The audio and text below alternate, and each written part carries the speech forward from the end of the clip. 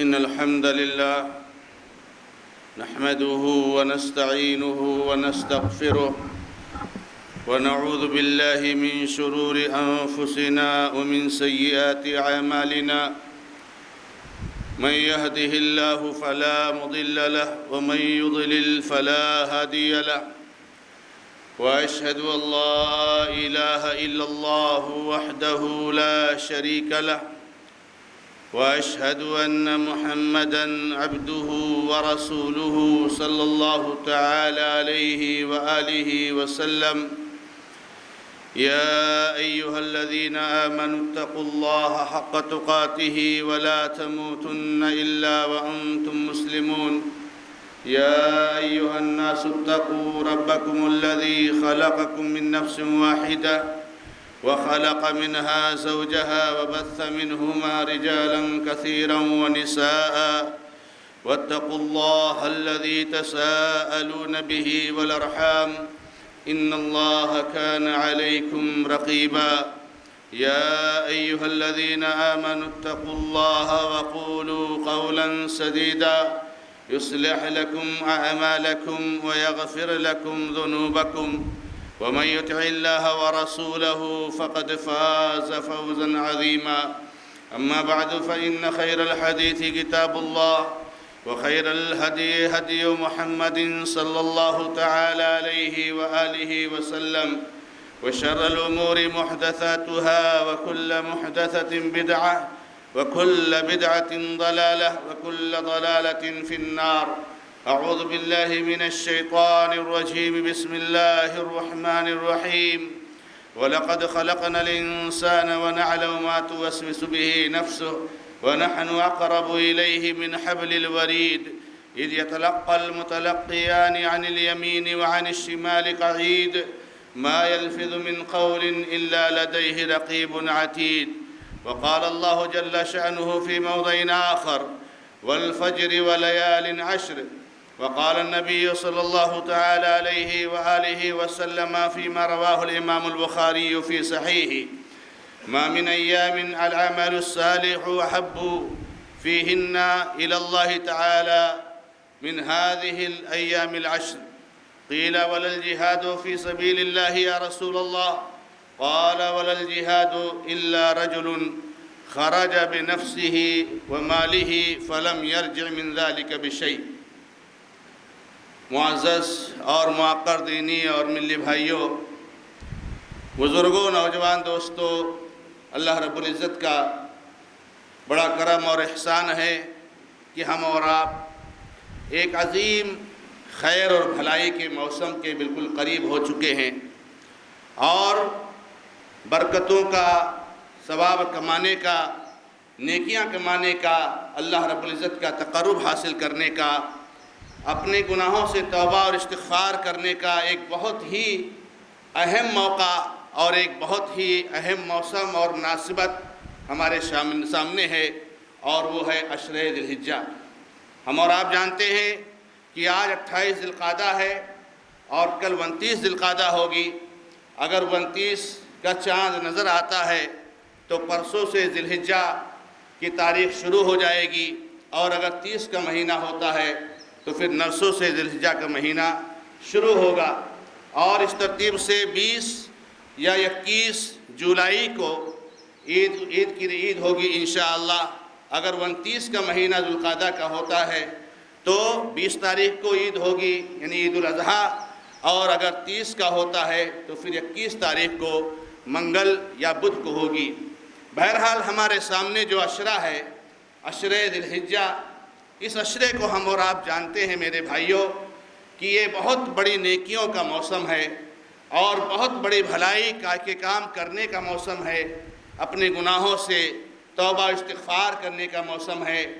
ہمیں اور آپ کو معلوم ہے کہ اللہ رب العزت نے سورۃ الفجر، فجر میں والفجر ولیال عشر ارشاد فرمایا، فجر کی قسم کھا کر کے اللہ رب العزت نے 10 راتوں کی قسم کھائی ہے۔ ان 10 راتوں کے بارے میں یا ان 10 دنوں کے بارے میں تقریباً مفسرین کا اس بات پر اتفاق ہے۔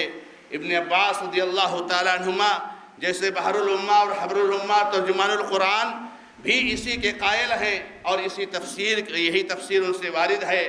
اس کے علاوہ مجاہد، اکرمہ اور دیگر مفسرین، تقریباً مفسرین کا اس بات پر اتفاق ہے کہ اس میں جو عشرہ کی قسم کھائی گئی ہے اس سے مراد عشرہ ذی الحجہ ہے۔ اور اللہ کے نبی علیہ السلام کی واضح اور صریح حدیث، جسے امام بخاری رحمہ اللہ نے اپنی صحیح میں روایت فرمایا ہے کہ اللہ کے نبی علیہ السلام نے ارشاد فرمایا کہ کوئی ایام نہیں ہے، سال میں کوئی ایسا موقع نہیں ہے جن میں اللہ رب العزت کو عمل صالح زیادہ محبوب ہو ان 10 دنوں سے زیادہ۔ یعنی سال بھر یہ جو 12 مہینے ہیں ان میں اللہ رب العزت کو عمل صالح ان 10 دنوں میں سب سے زیادہ محبوب ہے۔ یہ بات بھی آپ کے سامنے آئی ہے کئی بار کہ اہل علم کے بیچ میں یہ تفصیلی کلام ہے اور گفتگو ہے کہ رمضان کا آخری عشرہ زیادہ افضل ہے یا یہ عشرہ ذی الحجہ زیادہ افضل ہے۔ علامہ ابن قیم اور دیگر علماء کرام نے اس بات کو واضح کیا ہے کہ رمضان کے آخری عشرہ کی جو راتیں ہیں اور بالخصوص طاق راتیں ہیں اور 10 راتیں بھی، وہ راتیں سال میں سب سے افضل ہیں، لیکن یہ جو عشرہ ذی الحجہ کے جو دن ہیں یہ دن سب سے افضل ہیں۔ تو یہ عشرہ ذی الحجہ کے دن سب سے افضل ہے اور وہاں رات سب سے افضل ہے، کیونکہ اس میں ایک رات لیلۃ القدر کی ہوتی ہے، اور لیلۃ القدر وہ ہے جس میں قرآن کریم کو نازل کیا گیا ہے، اور وہ سال کی سب سے افضل اور سب سے جو ہے کہ مبارک رات ہوا کرتی ہے۔ یہ میرے بھائیو عشرہ ذی الحجہ جس میں اللہ رب العزت کو عمل صالح کرنا سب سے زیادہ محبوب ہے، یہ ہمارے سامنے ہے۔ اللہ رب العزت کا بڑا کرم اور احسان ہے میرے بھائیو کہ بہت کچھ حالات آئے اور بہت ساری پریشانیوں سے ہمارا گزرے اور بہت ساری تکلیف اور ٹینشن سے اللہ رب العزت نے ہم سب لوگوں کو گزارا ہے۔ اللہ رب العزت انہیں ہمارے لیے ثواب کا ذریعہ بنائے، مگر اللہ تعالیٰ نے ہمیں صحت اور تندرستی نوازا ہے، اللہ تعالیٰ نے ہمیں زندگی عطا کی ہے۔ میرے بھائیوں، ان حالات میں تو انسان کے اندر اور جذبہ پیدا ہونا چاہیے کہ کیسے حالات گزرے ہیں اور کیسے کیسے ہمارے بھائی اس دنیا سے رخصت ہو گئے، کیا کیا پلاننگ تھی ان کی نیکیوں کے بارے میں، اعمال صالحہ کے بارے میں اور زندگی کے بارے میں، دنیا کے بارے میں، ساری کی ساری پلاننگ ان کی رکھی کی رکھی رہ گئی، دھری کی دھری رہ گئی، اور منٹوں میں، سیکنڈوں میں، دنوں میں، گھنٹوں میں وہ اس دنیا سے رخصت ہو گئے۔ کیا ہم ایسے نہیں رخصت ہو سکتے ہیں؟ ہم بھی تو جا سکتے ہیں، اگلا مرنے والا ہو سکتا ہم ہی ہوں۔ ہم کو اس بات پر رکھنا چاہیے میرے بھائیوں کہ جو لوگ انتقال کر گئے، اب آگے جو مرنے والے ہیں وہ میں ہو سکتا ہوں۔ میں یہ سمجھ کر کے اور یہ سوچ کر کے یہ تیاری کروں، اور یہ جو عشرہ ذی الحجہ ہے اس کو ہم غنیمت جانے میرے بھائیوں۔ اللہ کے نبی علیہ السلام سے کہا گیا، صحابہ کرام نے عرض کیا کہ اللہ کے نبی علیہ السلام آپ اتنی بڑی فضیلت بیان کر رہے ہیں اس عشرے کی، کیا اللہ کے راستے میں جہاد کرنا بھی اس سے افضل نہیں ہے؟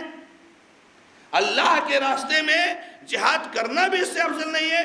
سال میں سب سے زیادہ اللہ رب العزت کو اس عشرے میں نمازیں محبوب ہیں، روزے محبوب ہیں، ذکر و اذکار محبوب ہیں، تسبیح و تحلیل محبوب ہے، صدقہ خیرات محبوب ہے، ساری نیکی اللہ تعالیٰ کو سب سے زیادہ محبوب ہیں۔ کیا جہاد فی سبیل اللہ بھی اس سے افضل نہیں ہے؟ اللہ کے نبی علیہ السلام نے فرمایا نہیں، جہاد بھی اس سے افضل نہیں ہے۔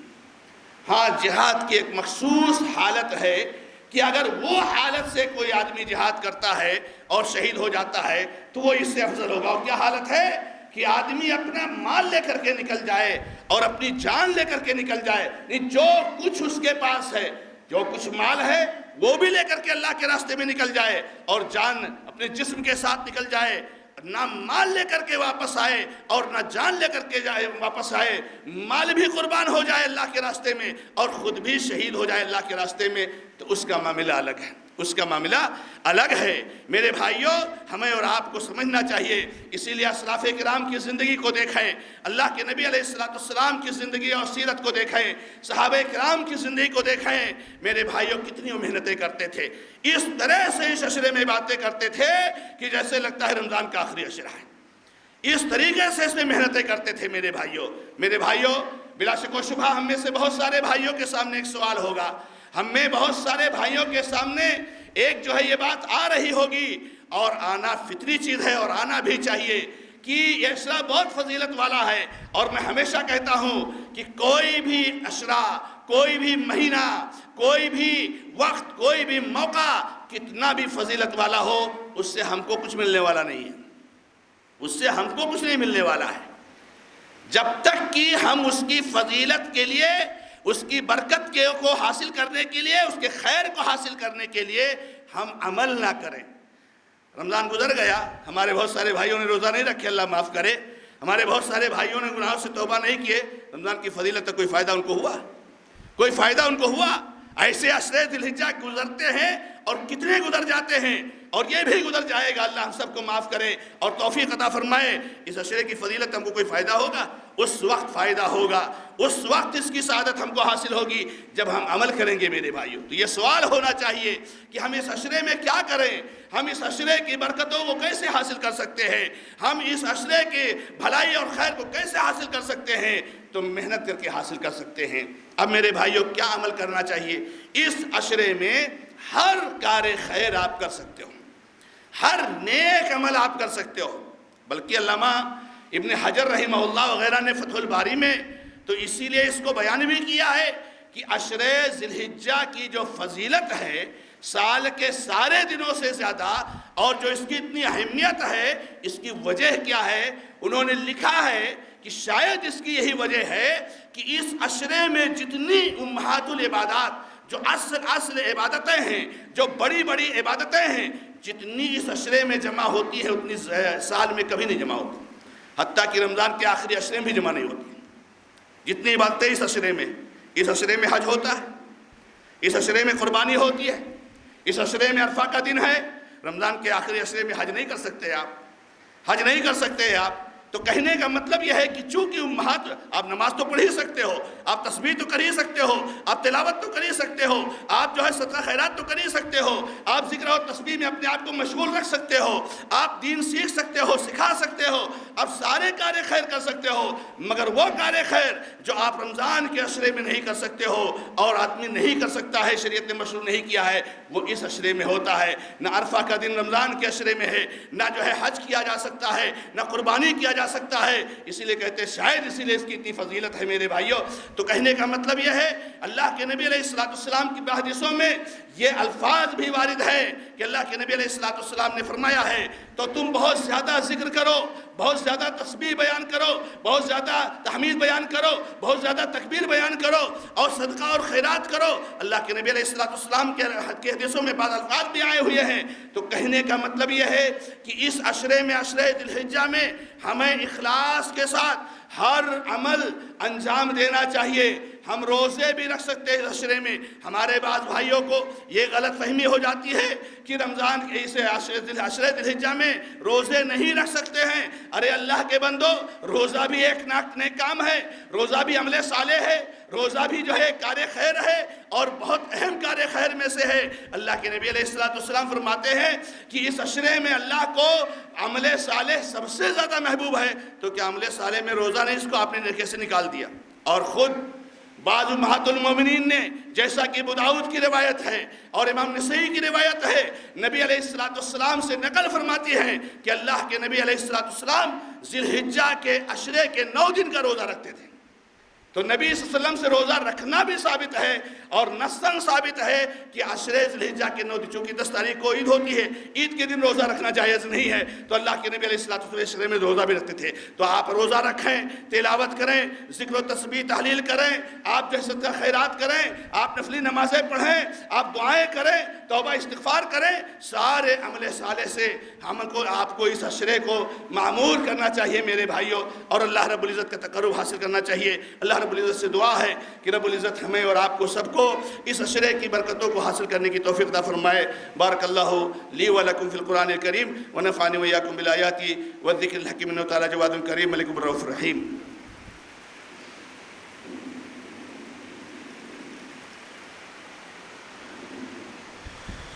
الحمد للہ رب العالمین واشہد ان لا الہ الا اللہ وحدہ لا شریک لہ واشہد ان محمدا عبدہ ورسولہ صلی اللہ تعالی علیہ وآلہ وسلم.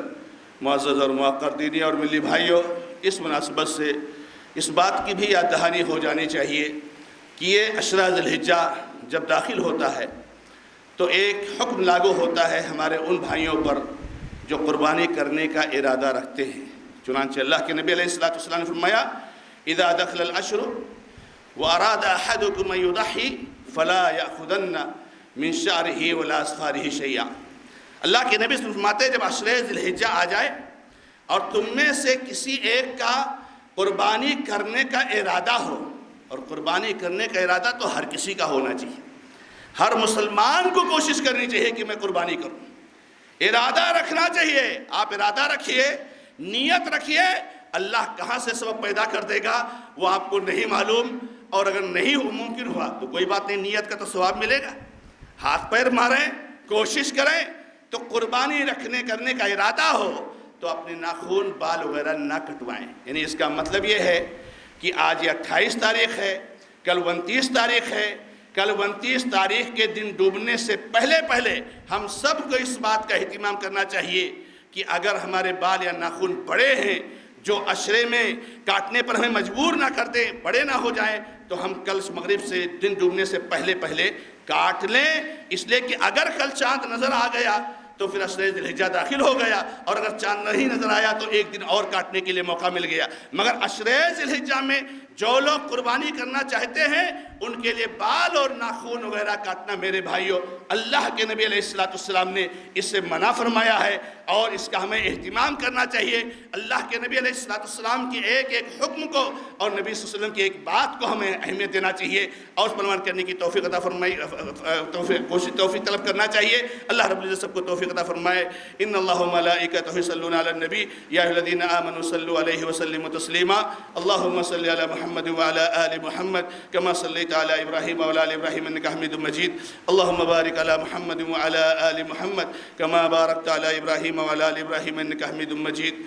ربنا ظلمنا أنفسنا وإن لم تغفر لنا وترحمنا لنكونن من الخاسرين۔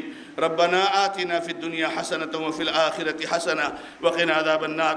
ربنا اغفر لنا ولإخواننا الذين سبقونا بالإيمان ولا تجعل في قلوبنا غلا للذين آمنوا ربنا إنك رؤوف رحيم۔ اللهم يا حي يا قيوم برحمتك أستغيث، اللهم أغثنا، اللهم أغثنا، اللهم أغثنا، اللهم أنزل علينا الغيث ولا تجعلنا من القانطين۔ اللهم اسقنا سقيا رحمة الله سقيا عذاب، اللهم اسقنا سقيا رحمة الله سقيا عذاب، اللهم أنزل علينا الغيث ولا تجعلنا من القانطين۔ اللهم اسقنا غيثا مغيثا هنيئا مريئا مريعا نافعا غير ضار عاجلا غير آجل۔ اللهم يا حي يا قيوم يا ذا الجلال والإكرام۔ أقول قولي هذا وأستغفر الله لي ولكم ولسائر المسلمين فاستغفروه إنه هو الغفور الرحيم، والحمد لله رب العالمين۔